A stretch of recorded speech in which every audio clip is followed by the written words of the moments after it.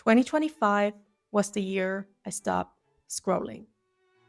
Okay, I didn't stop, but I drastically and for the first time ever successfully changed my social media habits at the beginning of 2025.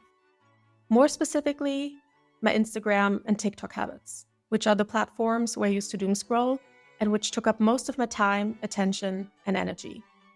I still slip up every now and then, but I haven't had such a healthy relationship to social media for at least the past 13 years. I no longer watch Instagram stories the minute I wake up, or subconsciously reach for my phone when I watch a movie. And when I slip up now, I'm still doing better than I did on an average day in the past, and I take tangible steps to get back on track.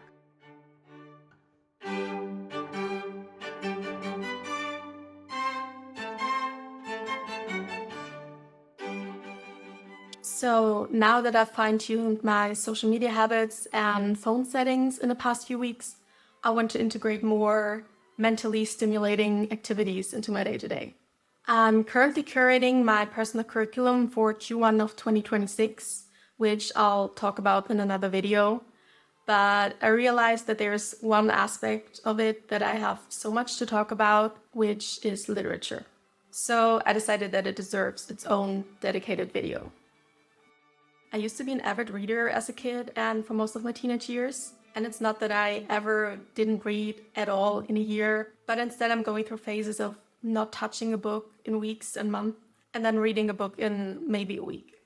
In the past, I've tried to overcome this problem by using a daily habit tracker, and I love habit tracking. I'm not doing it at the moment, but I've done it successfully in the past with different things. But I realized that I don't like doing it when it comes to reading. My goal is to read almost daily, but if, for example, I reach a part of a book that I'm particularly invested in, and I happen to be really busy that day and don't have a lot of time or mental capacity, I'd rather skip a day of reading instead of splitting up a chapter that is probably really exciting to me into smaller chunks. So, in other words, I want to establish a somewhat regular reading habit without it starting to feel like a chore. But I like to have some sort of a challenge. And since I dabbled my feet into classics in 2025 and liked it, I've curated a classics reading challenge for myself for 2026. I did a bit of research about what I might like and selected 12 books, 2 of which are poem collections that I want to read next year. And of course, 12 classics, 12 months is a good orientation, but I'm not hyper fixated on finishing a classic before the next month starts. And I also want to read other books as well.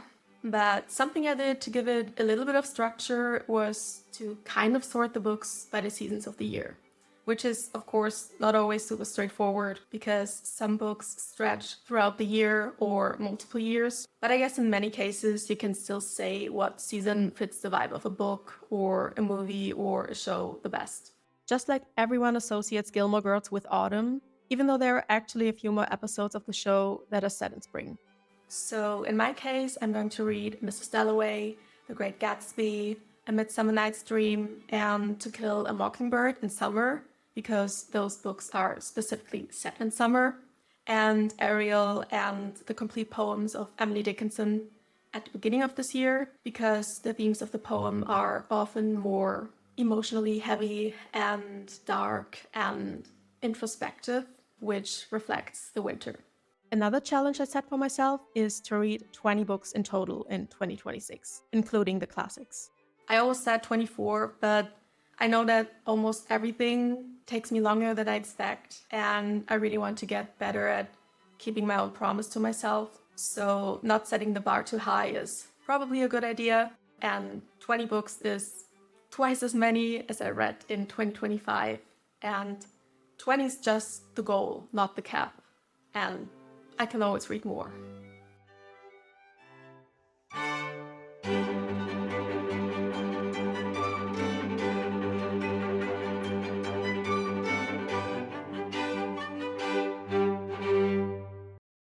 These are the first 2 books I'm going to read this year: Ariel by Sylvia Plath and The Untethered Soul by Michael Singer, which everyone with their mother has read at this point.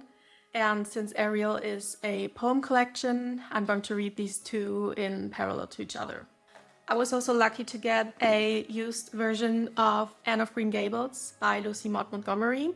I'm still in the process of sourcing out the other books that I've already committed to reading this year, so this is the perfect opportunity to talk about my book buying philosophy, if you will. I try to avoid buying new books, both for the environment and for my wallet, except when there's a specific edition of a book that I'm sure I will like, that has a really pretty cover that I can't find secondhand. For example, the Puffin and Bloom edition of Little Women. This was one of the first classics I've ever read, and since I've watched and loved the movie before, it was a safe purchase for me that I could justify. And if I can't get a physical book for a reasonable price secondhand, and I also don't want to buy it new, but there's a Kindle version that costs next to nothing, I'll just get the Kindle version. I love physical books, and I was really resistant to get an e-reader for ages, but I have to admit it's really practical. Not only for commuting or traveling, but also for reading in the dark, which I love to do in the morning instead of scrolling. And if I get a super cheap Kindle version of a book that I end up liking and want to read again, I can always get a used physical copy of it whenever I stumble across one.